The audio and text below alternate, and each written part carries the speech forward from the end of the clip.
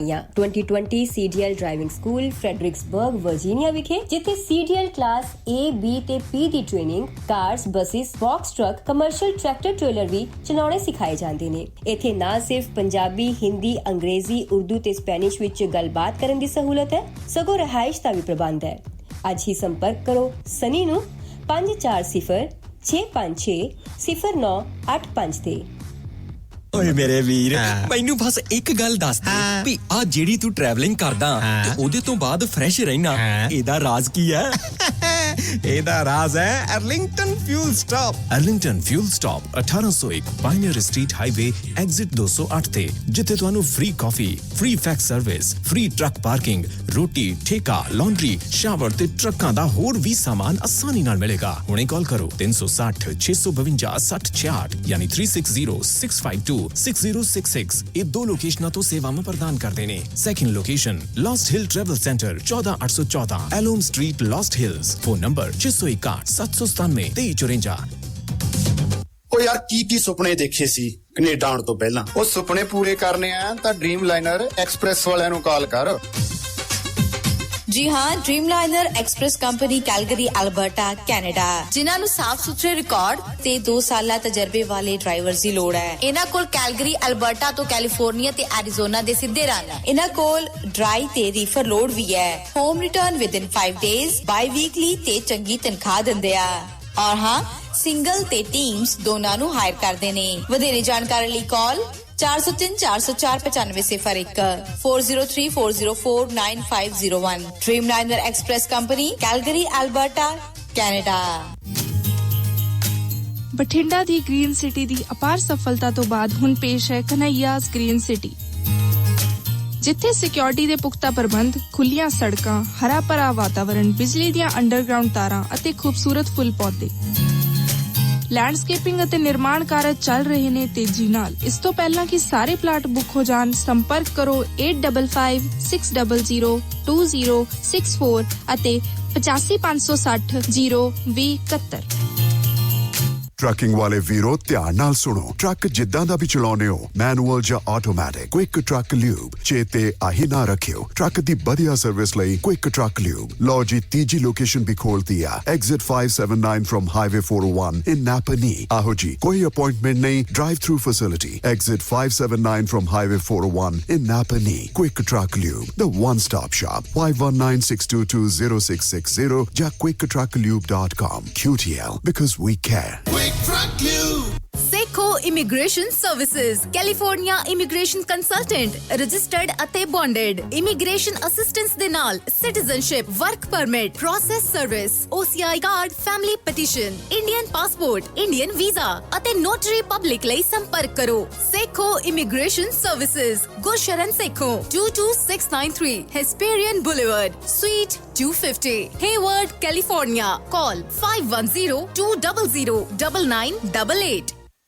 ਸੋ program Shamadan ਦੇ ਵਿੱਚ ਤੁਹਾਡਾ ਸਵਾਗਤ ਹੈ। ਲੌਂਗ ਹਾਲ ਜਾਣ ਵਾਲੇ ਟਰੱਕਰ ਵੀਰ ਨੰਬਰ ਨੋਟ ਕਰ ਲਓ ਜੀ। ਗੁਰਵਿੰਦਰ ਧਾਲੀਵਾਲ ਹੋਰਾਂ ਦਾ ਵੀ ਜੇਕਰ ਤੁਸੀਂ ਲੌਂਗ ਹਾਲ ਨਹੀਂ ਜਾਣਾ ਤੇ ਲੋਕਲ ਤੁਹਾਨੂੰ ਕੰਮ ਚਾਹੀਦਾ, ਵਾਸ਼ਿੰਗਟਨ ਫਰੇਟ ਸਰਵਿਸ ਤੁਹਾਨੂੰ ਸੈਟਲ ਏਰੀਆ 'ਚ ਲੋਕਲ ਕੰਮ ਦਿੰਦੀ ਹੈ। ਡੇਲੀ ਕੰਮ ਕਰਕੇ ਘਰੇ ਜਾ ਸਕਦੇ ਹੋ। ਡਿਸਪੈਚ ਪੰਜਾਬੀ 'ਚ ਵੀ ਕਰਦੇ ਨੇ। 206 354 4060 2063544060 ਤੇ ਜਗਦੇਵ ਸੰਧੂ ਨਾਲ 2532666924 ਤੇ ਕਾਲ ਕਰ ਸਕਦੇ ਹੋ।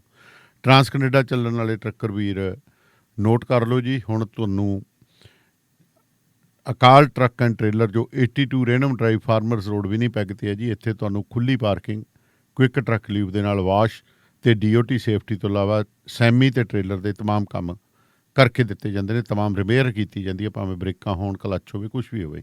ਬਲਤੇਜ ਪਨੇਸਰ ਹੋਰਾਂ ਨਾਲ 2044592000 ਤੇ ਕਾਲ ਕਰ ਸਕਦੇ ਹੋ।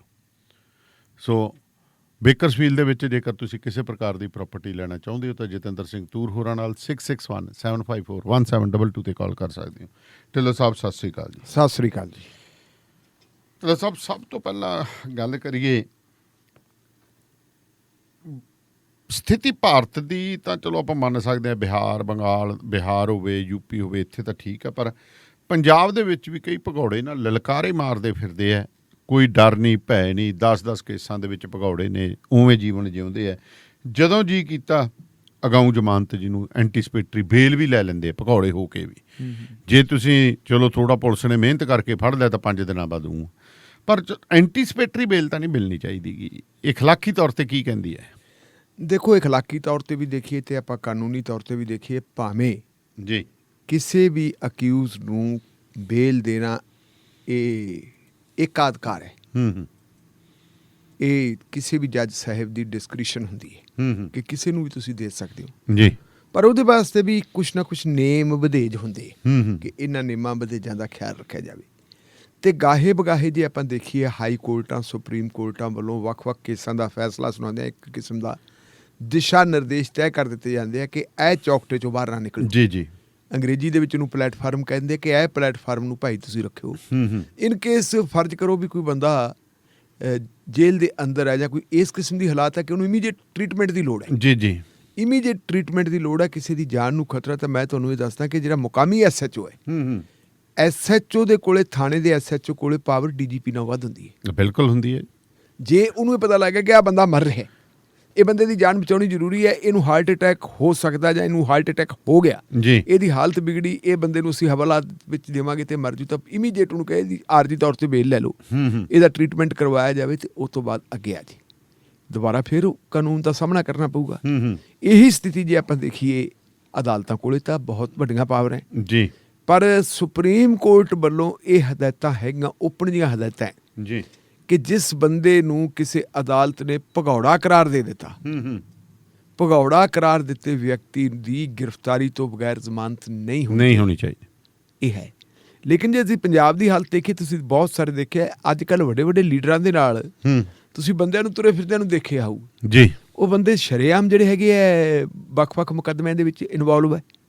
ਇੱਥੋਂ ਤੱਕ ਕਿ 302 ਦੇ ਮੁਕੱਦਮੇ ਦਾ ਮੇਰੇ ਕੋਲ ਇੱਕ ਮਿਸਾਲ ਹੈ ਜੀ, ਬੰਦਾ 302 ਦੇ ਮੁਕੱਦਮੇ ਦਾ ਦੋਸ਼ੀ ਹੈ ਔਰ ਉਹ SSP ਦੇ ਕੋਲੇ ਆ ਕੇ ਐਪਲੀਕੇਸ਼ਨਾਂ ਦਿੰਦਾ ਫਿਰਦਾ ਜੀ, ਵਿਰੋਧੀਆਂ ਨੂੰ ਫਸਾਉਂਦਾ ਫਿਰਦਾ। ਇਸ ਕਿਸਮ ਦੇ ਬੰਦੇ ਵੀ ਹੈਗੇ ਜਿਨ੍ਹਾਂ ਨੂੰ ਅਦਾਲਤਾਂ ਨੇ ਭਗੌੜੇ ਕਰਾਰ ਦਿੱਤਾ ਹੈ ਤੇ ਉਹ ਵਜ਼ੀਰਾਂ ਦੇ ਨਾਲ ਸੰਗਤ ਕਰਦੇ।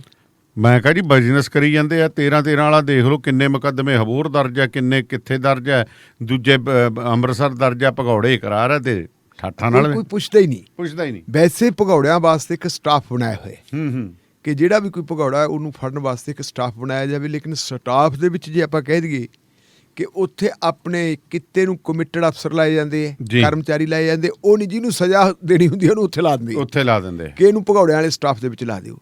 ਇਸ ਕਰਕੇ ਅਦਾਲਤਾਂ ਵਾਸਤੇ ਵੀ ਬੜੀ ਇੱਕ ਪ੍ਰੋਬਲਮ ਹੈ। ਹੁਣ ਮੈਨੂੰ ਇਹ ਪਤਾ ਲੱਗਿਆ ਹੈ ਕਿ ਜਿਹੜੇ ਬੰਦੇ ਨੂੰ ਇੱਕ ਵਾਰੀ ਭਗੌੜਾ ਕਰਾਰ ਦਿੱਤਾ ਹੋਵੇ, ਜੇ ਕਿਸੇ ਕੇਸ ਦੇ ਵਿੱਚ ਉਹਦੀ ਦੁਬਾਰਾ ਉਹਦੇ ਤੇ ਕੇਸ ਰਜਿਸਟਰ ਹੋ ਜਾਂਦਾ, ਕਿਸੇ ਮਾਮਲੇ ਦੇ ਵਿੱਚ ਕੇਸ ਰਜਿਸਟਰ ਹੋ ਜਾਂਦਾ, ਪੁਲਿਸ ਨੂੰ ਫੜ ਨਹੀਂ ਸਕਦੀ ਜੀ, ਕਿਉਂਕਿ ਉਹ ਕਿਸੇ ਵਜ਼ੀਰ ਦੇ ਨਾਲ ਜਾਂ ਕਿਸੇ ਵੱਡੇ ਬੰਦੇ ਦੇ ਨਾਲ ਤੁਰਿਆ ਫਿਰਦਾ ਹੈ।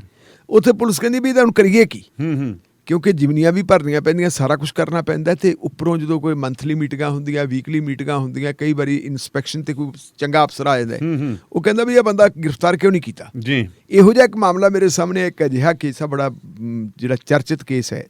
ਉਸ ਕੇਸ ਦੇ ਵਿੱਚ ਬੰਦਾ ਬਹੁਤ VIP ਹੈ, ਉਹਨੂੰ ਜਿਹੜਾ ਹੈਗਾ ਭਗੌੜਾ ਕਰਾਰ ਦੇਣ ਦੀ ਕਾਰਵਾਈ ਬਣਾ ਕੇ ਪੁਲਿਸ ਵਾਲੇ ਡਾਕੂਮੈਂਟਸ ਲੈ ਕੇ, ਐਪਲੀਕੇਸ਼ਨ ਲੈ ਕੇ ਅਦਾਲਤ 'ਚ ਪਹੁੰਚ ਗਏ ਜੀ।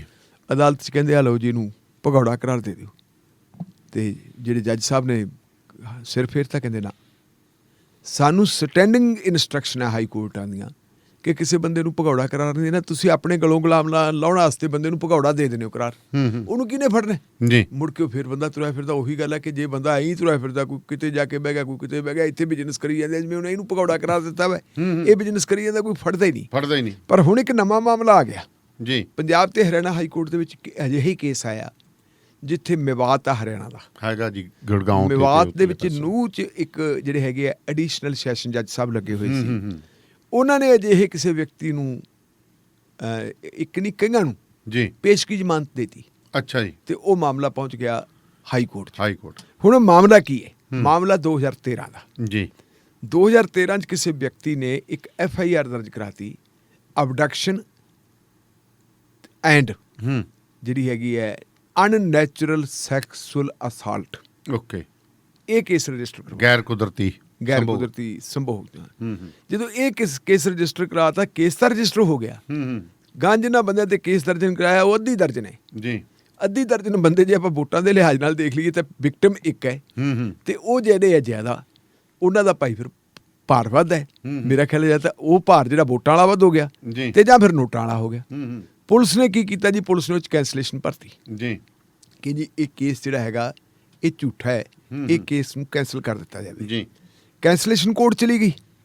ਉਸ ਬੰਦੇ ਨੇ ਪ੍ਰੋਟੈਸਟ ਪਟੀਸ਼ਨ ਫਾਈਲ ਕਰਤੀ, ਜੀ। ਜੋ ਪੀੜਤ ਸੀ, ਬੰਦਾ ਸੀ, ਬੁੜੀ ਸੀ, ਆਪਾਂ ਹੁਣ ਇਹ ਨਹੀਂ ਕਹਿ ਸਕਦੇ, ਸ਼ਨਾਖਤ ਆਪਾਂ ਜ਼ਾਹਰ ਕਰਨੀ ਨਹੀਂ। ਉਹਨੇ ਪਟੀਸ਼ਨ ਜਿਹੜੀ ਹੈਗੀ ਹੈ ਪ੍ਰੋਟੈਸਟ ਪਟੀਸ਼ਨ ਪਾਤੀ। ਪ੍ਰੋਟੈਸਟ ਪਟੀਸ਼ਨ ਦੇ ਆਧਾਰ ਦੇ ਉੱਤੇ ਕਹਿੰਦੇ ਲਓ ਜੀ ਆਪਾਂ ਬੁਲਾ ਲੈਨੇ ਆ, ਉਹਨਾਂ ਨੂੰ ਬੁਲਾ ਲਿਆ। ਬੁਲਾਉਣ ਤੋਂ ਬਾਅਦ ਫਿਰ ਉਹਦੀ ਜੀ ਉਹ ਵੀ ਰੱਦ ਕਰਤੀ।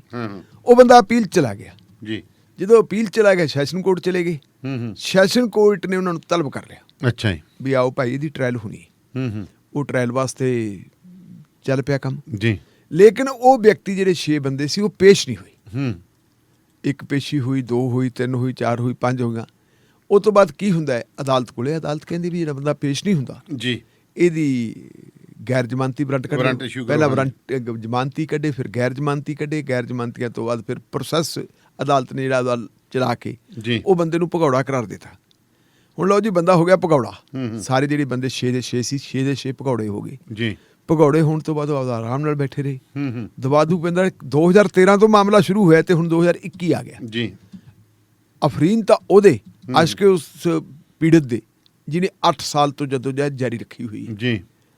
ਔਰ ਉਹ ਬੰਦੇ ਨੇ ਜੀ ਹੁਣ ਉਹਨਾਂ ਨੇ ਜਿਹੜੇ ਸੀਗੇ ਅਕਿਊਜ਼ਡ ਐਪਲੀਕੇਸ਼ਨ ਦਿੱਤੀ ਜੀ ਨੂੰ ਦੇ ਐਡੀਸ਼ਨਲ ਸੈਸ਼ਨ ਜੱਜ ਦੇ, ਤੇ ਐਡੀਸ਼ਨਲ ਸੈਸ਼ਨ ਜੱਜ ਸਾਹਿਬ ਨੇ ਜਿਹੜੀ ਅਰੈਸਟ ਦੇ ਉੱਤੇ ਸਟੇ ਕਰਤੀ। ਕਹਿ ਦਿੱਤਾ ਜੀ ਸ਼ਾਮਲ ਤਫਤੀਸ਼ ਹੋ ਜੋ ਜੀ। ਸ਼ਾਮਲ ਤਫਤੀਸ਼ ਹੋਏ ਨਾ ਹੋਏ ਕੀ ਕੀਤਾ, ਬਾਅਦ ਦੇ ਵਿੱਚ ਉਹਨਾਂ ਨੇ ਉਹ ਰੈਗੂਲਰ ਕਰਤੀ ਜਿਹੜੀ ਐਂਟੀਸਿਪੇਟਰੀ ਸੀ। ਐਂਟੀਸਿਪੇਟਰੀ ਬਿੱਲ ਜਦੋਂ ਰੈਗੂਲਰ ਕਰਤੀ ਤੇ ਤੁਸੀਂ ਦੇਖੋ ਪੀੜਤ ਦੀ, ਹਾਂਜੀ, ਪੀੜਤ ਹਾਈ ਕੋਰਟ ਪਹੁੰਚ ਗਈ। ਅੱਛਾ ਜੀ। ਉਹਨਾਂ ਨੇ ਹਾਈ ਕੋਰਟ ਜਾ ਕੇ ਪਟੀਸ਼ਨ ਵੀ ਆ ਅਪੀਲ ਕਰਤੀ, ਆ ਦੇਖੋ ਜੀ ਆ ਕੀ ਹੋਇਆ। ਹਾਂ। ਹਾਈ ਕੋਰਟ ਨੇ ਜਦੋਂ ਹੁਣ ਦੇਖਿਆ ਮਾਮਲਾ, ਜੀ, 6 ਦੀ ਜ਼ਮਾਨਤ ਹੈ ਜਿਹੜੀ ਜੀ ਉਹਨਾਂ ਨੇ ਰੱਦ ਕਰਤੀ। ਬੱਲੇ ਬੱਲੇ, ਕੀ ਬਾਤ। ਉਹ ਕਹਿੰਦੇ ਵੀ ਇਹ ਜਿਹੜੀ ਐਂਟੀਸਿਪੇਟਰੀ ਕਿਸੇ ਭਗੌੜੇ ਨੂੰ, ਜਿਹਨੂੰ ਅਦਾਲਤ ਨੇ ਭਗੌੜਾ ਕਰਾਰ ਦਿੱਤਾ ਹੈ, ਇੱਕ ਅਦਾਲਤ ਨੇ ਭਗੌੜਾ ਕਰਾਰ ਦਿੱਤਾ, ਦੂਜੀ ਅਦਾਲਤ ਉਸ ਬੰਦੇ ਨੂੰ ਪੇਸ਼ਗੀ ਜ਼ਮਾਨਤ ਦਿੰਦੀ ਹੈ। ਇਹ ਜੁਡੀਸ਼ੀਅਲ ਅਨੁਸ਼ਾਸਨਹੀਨਤਾ ਦੀ ਜਦ ਵਿੱਚ ਆਉਂਦਾ। ਜ਼ਮਾਨਤ ਕੈਂਸਲ ਕਰਤੀ, ਕੈਂਸਲ ਕਰਕੇ ਖੜਾ ਨਹੀਂ ਛੱਡਿਆ, ਨਾਲ ਉਹਨਾਂ ਨੇ ਰਜਿਸਟਰੀ ਨੂੰ ਕਹਿ ਦਿੱਤਾ ਕਿ ਇਸ ਮਾਮਲੇ ਨੂੰ ਹਾਈ ਕੋਰਟ ਦੇ ਜਿਹੜੇ ਚੀਫ ਜਸਟਿਸ ਦੇ ਸਾਹਮਣੇ ਰੱਖਿਆ ਜਾਵੇ। ਰਜਿਸਟਰੀ ਰੱਖੇ ਉੱਥੇ ਤਾਂ ਕਿ ਐਡਮਿਨਿਸਟ੍ਰੇਟਿਵ ਸਾਈਡ ਤੇ ਇਸ ਜੱਜ ਦੇ ਖਿਲਾਫ ਵੀ ਕਾਰਵਾਈ ਕੀਤੀ ਜਾਵੇ ਅਨੁਸ਼ਾਸਨਹੀਨਤਾ ਦੀ। ਇਹਨੂੰ ਅਸੀਂ ਇਹ ਕਹਿ ਸਕਦੇ ਹੁਣ ਇਹਦੇ ਤੋਂ ਸਿੱਖਣਾ ਚਾਹੀਦਾ। ਥੱਲੇ ਸਿੱਖਣਾ ਦੋ ਕਿਸਮ ਦਾ, ਇੱਕ ਤਾਂ ਅਦਾਲਤਾਂ ਨੂੰ ਐਂਟੀਸਿਪੇਟਰੀ ਬੇਲ ਨਹੀਂ ਦੇਣੀ ਚਾਹੀਦੀ, ਲੇਕਿਨ ਵੱਡੀ ਗੱਲ ਇਹ ਹੈ ਅਦਾਲਤਾਂ ਨੂੰ ਕਿ ਜਿਹੜਾ ਪੁਲਿਸ ਦੀਆਂ ਨਜ਼ਰਾਂ ਦੇ ਵਿੱਚ ਬੰਦੇ ਜਿਹੜੇ ਹੈਗੇ ਭਗੌੜੇ ਹੈ, ਕਾਨੂੰਨ ਦੀਆਂ ਨਜ਼ਰਾਂ ਦੇ ਵਿੱਚ ਭਗੌੜੇ, ਲੇਕਿਨ ਪੁਲਿਸ ਉਹਨਾਂ ਨੂੰ ਫੜਦੀ ਨਹੀਂ। ਉੱਥੇ ਵੀ ਮਤਲਬ ਕਿਸੇ ਕਿਸਮ ਦੀ ਪੁਲਿਸ ਦੇ ਉੱਤੇ ਵੀ ਅਨੁਸ਼ਾਸਨਹੀਨਤਾ ਵਾਲਾ ਲੱਗਣੀਆ ਹੋਣਾ ਚਾਹੀਦਾ ਹੈ ਕਿ ਜੇ ਬੰਦਾ ਕੋਈ ਭਗੌੜਾ ਨਹੀਂ ਹੁੰਦਾ, ਚਲੋ ਕੋਈ ਮਰ ਗਿਆ, ਮਰਾ ਗਿਆ, ਕੋਈ ਬੰਦਾ ਦੇਸ਼ ਛੱਡ ਗਿਆ, ਕੋਈ ਸਟੇਟ ਛੱਡ ਗਿਆ, ਬਹੁਤ ਕੁਛ ਇਹੋ ਜਿਹੀਆਂ ਗੱਲਾਂ ਹੋ ਜਾਂਦੀਆਂ। ਲੇਕਿਨ ਜਿਹੜਾ ਬੰਦਾ ਬਿਜ਼ਨਸ ਕਰੀ ਜਾਂਦਾ ਹੈ, ਜਿਹੜਾ ਬੰਦਾ ਖੇਤੀਬਾੜੀ ਕਰੀ ਜਾਂਦਾ, ਜਿਹੜਾ ਸ਼ਰੇਆਮ ਵਜ਼ੀਰਾਂ ਦੇ ਨਾਲ ਤੁਰਿਆ ਫਿਰਦਾ, ਅਫਸਰਾਂ ਦੇ ਨਾਲ ਤੁਰਿਆ ਫਿਰਦਾ ਹੈ, ਜਿਹੜਾ ਬੰਦਾ ਥਾਣੇ ਜਾਂਦਾ ਹੈ, ਜਿਹੜਾ ਕਚਹਿਰੀ ਤਹਿਸੀਲੇ ਜਾਂਦਾ ਹੈ, ਉਹ ਬੰਦੇ ਨੂੰ ਜੇ ਤੁਸੀਂ ਨਹੀਂ ਫੜਦੇ ਤਾਂ ਇਹਦਾ ਮਤਲਬ ਹੈ ਕਿ ਪੁਲਿਸ ਵੀ ਉੱਥੇ ਅਨੁਸ਼ਾਸਨਹੀਨਤਾ ਕਰਦੀ ਹੈ। ਉਹਦੇ ਤੇ ਵੀ ਇਹ ਕੇਸ ਹੋਣਾ ਚਾਹੀਦਾ ਹੈ।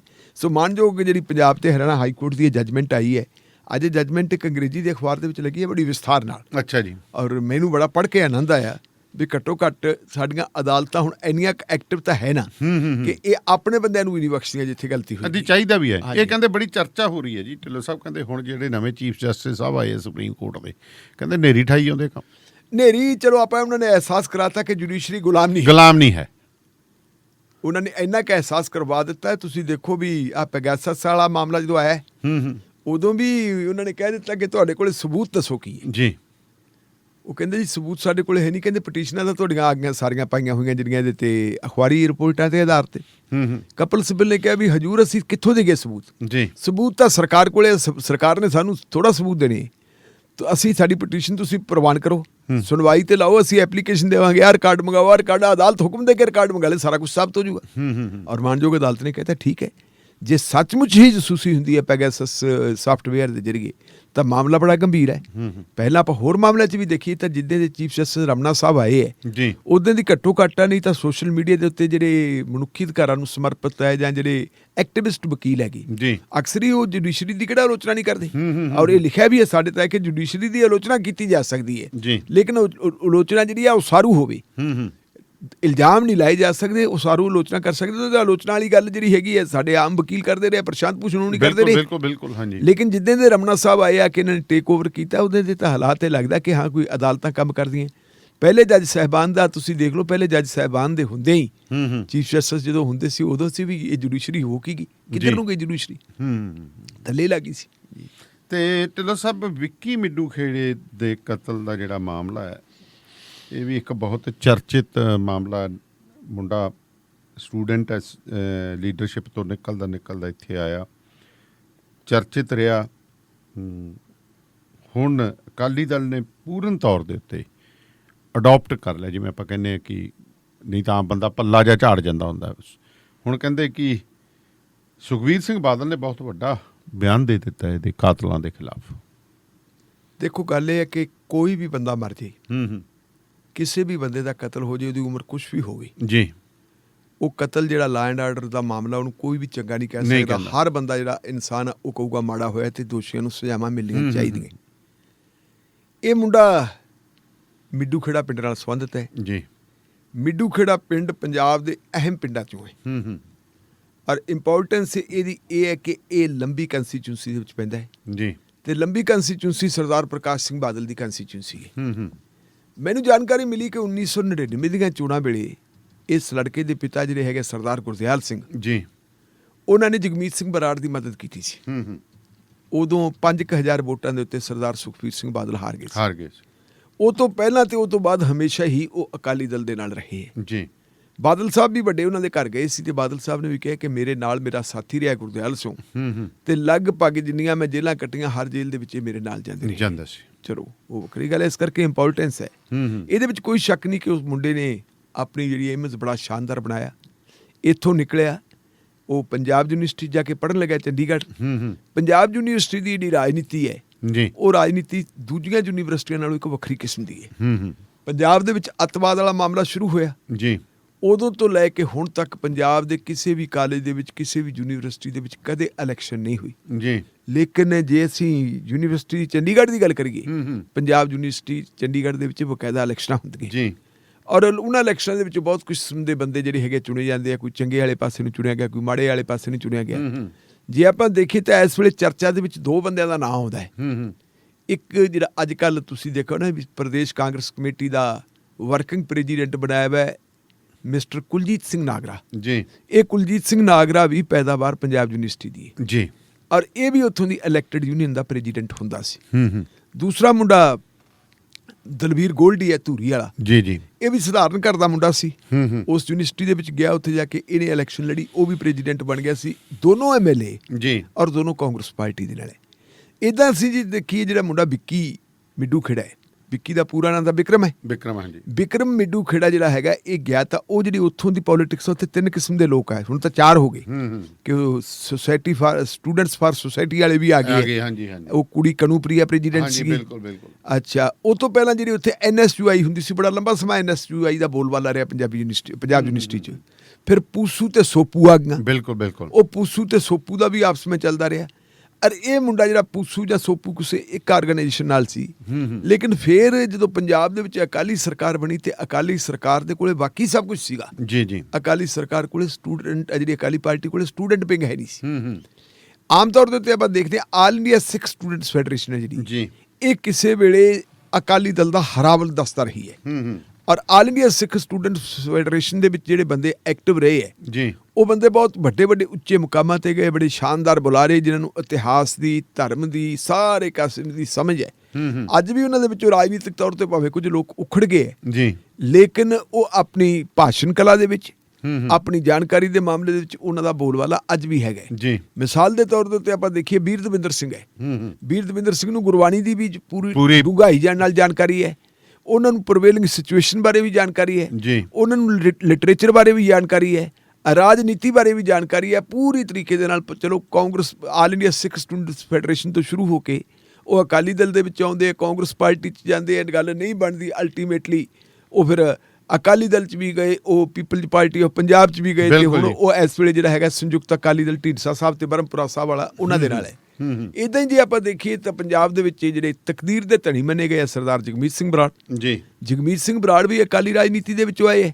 ਇਹਨਾਂ ਦੇ ਪਿਤਾ ਸ਼੍ਰੀ ਮਰਹੂਮ ਗੁਰਮੀਤ ਸਿੰਘ ਉਹ ਵੀ ਜਿਹੜੇ ਹੈਗੇ ਆ ਸਟੂਡੈਂਟ ਮੂਵਮੈਂਟ ਚੋਂ ਆਏ। ਮੈਂ ਅਕਾਲੀ ਰਾਜਨੀਤੀ ਕਹਿ ਗਿਆ, ਉਹ ਵੀ ਸਟੂਡੈਂਟ ਮੂਵਮੈਂਟ ਚੋਂ ਆਏ। ਇਸ ਕਿਸਮ ਦੀ ਹੈ ਇਹ ਮੁੰਡਾ। ਜਿਹੜੇ ਇੱਥੇ ਆਪਾਂ ਹੁਣ ਦੇਖੀਏ ਜਿਹੜੀ ਅਕਾਲੀ ਦਲ ਦੀ ਆਲ ਇੰਡੀਆ ਸਿੱਖ ਸਟੂਡੈਂਟਸ ਫੈਡਰੇਸ਼ਨ ਦੇ ਨਾਲ ਉਹਨਾਂ ਦਾ ਕੋਈ ਬਹੁਤਾ ਲਾਗਾ ਤੇ ਕਰ ਨਹੀਂ ਰਿਹਾ ਜੀ, ਕਿਉਂਕਿ ਆਲ ਇੰਡੀਆ ਸਿੱਖ ਸਟੂਡੈਂਟਸ ਫੈਡਰੇਸ਼ਨ ਧਰਮ ਯੁੱਧ ਵੇਲੇ ਸੰਤ ਜਰਨੈਲ ਸਿੰਘ ਭਿੰਡਰਾਂਵਾਲੇ ਦੇ ਨੇੜੇ ਹੋ ਗਈ ਸੀ ਜੀ। ਉਹ ਤੋਂ ਬਾਅਦ ਜਿਹੜਾ ਉਹਨਾਂ ਨੇ ਪੈਂਤੜਾ ਲਿਆ, ਉਹ ਪੈਂਤੜਾ ਅਕਾਲੀ ਦਲ ਨਾਲ ਮੇਲ ਨਹੀਂ ਖਾਂਦਾ ਸੀ। ਅਖੀਰ 1995-96 ਜਦੋਂ ਅਕਾਲੀ ਦਲ ਨੂੰ ਪੰਥਕ ਪਾਰਟੀ ਤੋਂ ਪੰਜਾਬੀ ਪਾਰਟੀ ਬਣਾਤਾ, ਅੱਛਾ ਜੀ, ਤਾਂ ਘੱਟੋ ਘੱਟ ਜਿਹੜੀ ਹੈ ਆਲ ਇੰਡੀਆ ਸਿੱਖ ਸਟੂਡੈਂਟਸ ਫੈਡਰੇਸ਼ਨ ਦਾ ਪੂਰਾ ਹੀ ਤੋੜ ਵਿਛੋੜਾ ਹੋ ਗਿਆ ਜੀ।